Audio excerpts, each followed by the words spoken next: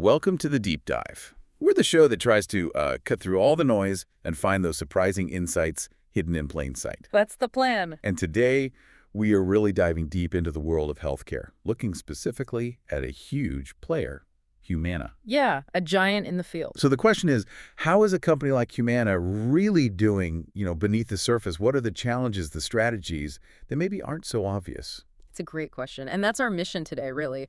We're pulling back the curtain using their latest earnings call and a pretty detailed SEC filing. Right. We want to pull out the key financial bits, the big strategic moves, the underlying issues, basically. Give you the full picture without you having to read hundreds of pages. Exactly. So by the end of this deep dive, you should have a really clear, concise view of Humana's recent performance, where they're headed strategically. You'll have those memorable facts, those insights, to help you get a handle on the very complex healthcare industry. Let's get into it. All right. So, kicking things off, the big picture view. Humana sounds pretty positive, right? They do. They're saying things like, pleased with solid performance year to date. Uh-huh. And they've got an improved full year 2025 outlook. Right. And they're talking a lot about getting a more stable and compelling MA margin, MA being Medicare Advantage, of course. Right. And they seem really convinced that Medicare Advantage is the key for, long-term shareholder value. Yeah. And what's interesting there, I think, isn't just that they're pleased, but the focus on stability in those MA margins. Why stability? Well, it suggests they know how volatile that market can be. They're trying to smooth things out, build something sustainable. It feels like a long game. Okay, that makes sense. And their revenue numbers seem to back up some of that growth story. Definitely. Consolidated premiums revenue was up, $2.6 billion? That's like 9.1% in Q2 25 alone, up to $30.7 billion. Yeah, and for the first half of the year, H1 25, it was up $4.8 billion. So 8.6%. Hitting $61.2 billion. Yeah. Big numbers. Huge numbers. So what's driving that? Well, it's a few things. A big piece is higher Medicare premiums per member, and that's largely because of the increased direct subsidy from the Inflation Reduction Act, the IRA. That's a significant tailwind for them. Okay, so policy changes helping there. Absolutely. Plus, they saw higher premiums per member in state-based contracts, and they grew membership in those state contracts, and also their standalone prescription drug plans, the PDPs. Right. And that mix is important because it helped offset a drop in their individual Medicare Advantage membership, so show some resilience, different streams contributing. Okay, so revenue's looking strong, but profitability, that's often where the nuances lie, right?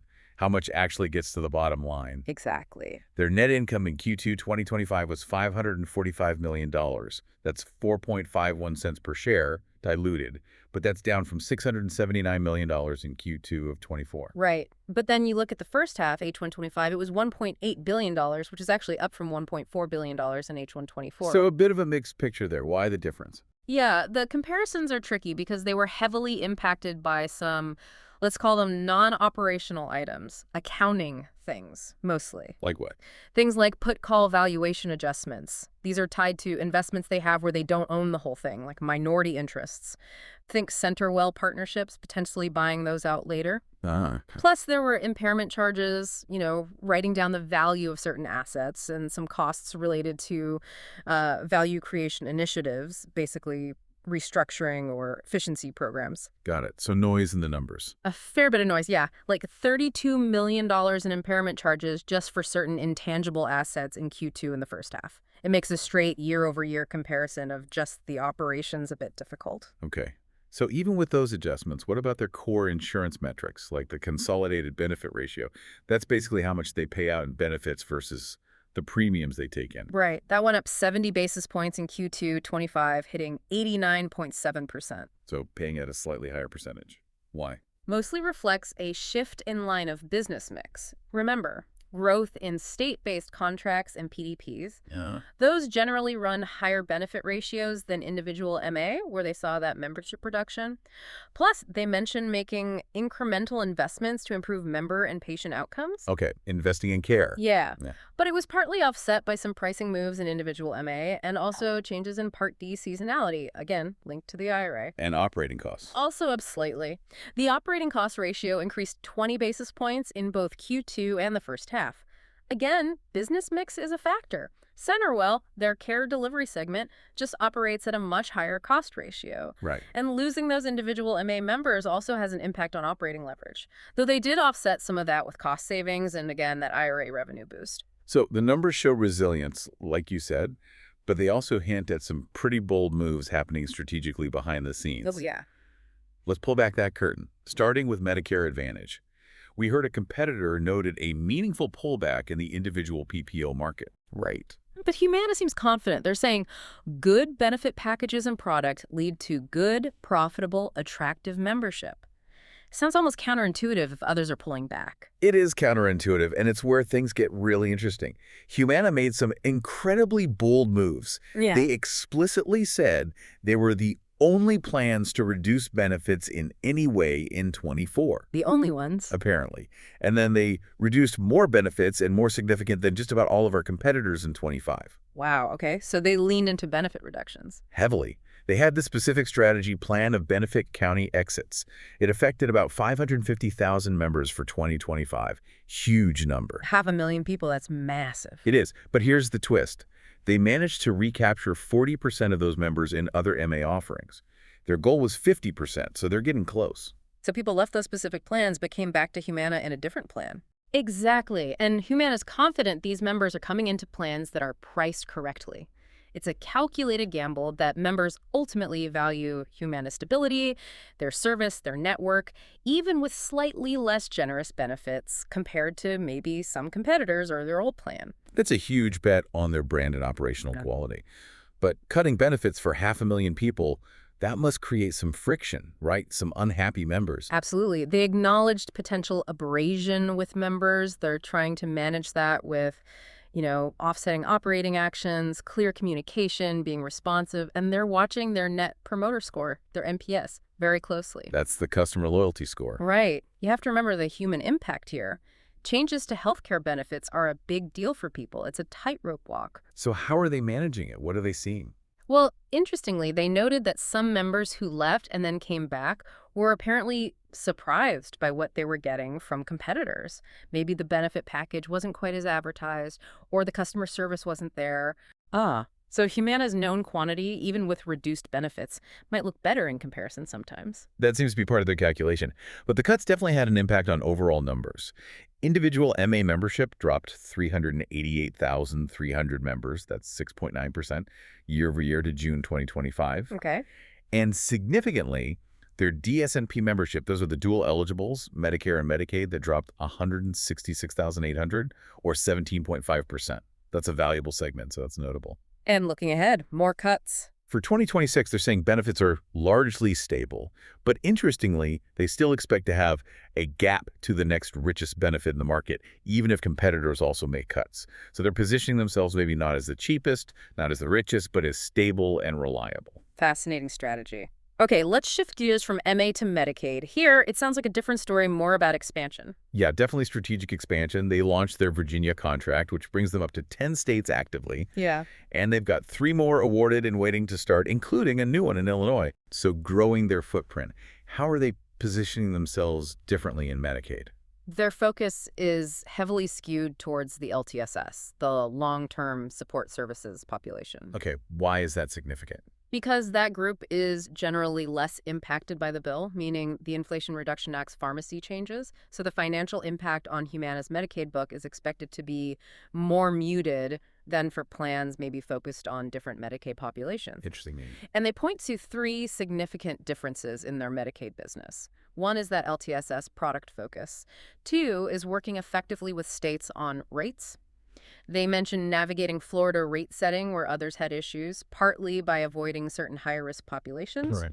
And 3rd is their network structure, a heavy emphasis on value-based care, paying providers for outcomes, not just volume. They see that as a key differentiator. And linking it back to their other business. Yes, they're prioritizing Medicaid growth where it connects with their D-SNP populations, where they have that outsized dual membership to protect. It's all interconnected. Okay, that makes sense.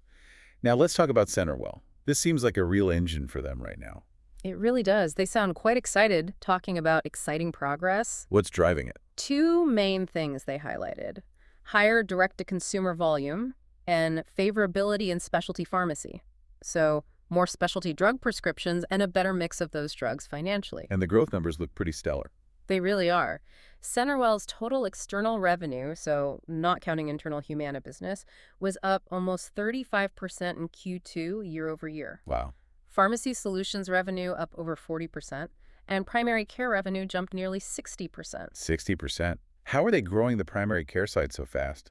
Opening more clinics, getting them up to speed quickly, and then a mix of, word of mouth and marketing efforts bringing patients in. Anything different about their approach there? They mentioned being more member agnostic in primary care. Some competitors really focus heavily on the most medically complex patients. Humana seems to be casting a slightly wider net. Maybe that helps fill clinics faster. Could be. And there's that big partnership, right, with Welsh, Carson, Anderson, and Stowe. Yes, the WCAS partnership for primary care. And the financials around that are significant. As of June 30th, the potential cost for Humana to buy out WCAS's share, the put option value, was estimated at $1.25 billion. Billion. And they noted it could potentially cost between $3 billion and $5 billion down the line to purchase the existing clinics developed under that partnership. That signals a massive commitment to owning that primary care asset. Absolutely. It shows how central especially primary care, is to their long-term strategy. They're willing to put serious capital behind it. And it links back, again, they noted 68% of their individual MA members were in value-based care relationships as of June 30th. That integration is key. Okay. And finally, on the strategic side, they're putting more money into operations. Yeah, an incremental $100 million investment on top of some they already made in Q1. What's that going towards? A few areas. Transformation, member retention work, using AI, general operational efficiencies, and also investing more in areas related to stars ratings where they're seeing good performance. So targeted investments. Right. They stress they're only investing where they expect good returns, but they also mention the challenge of operational absorption.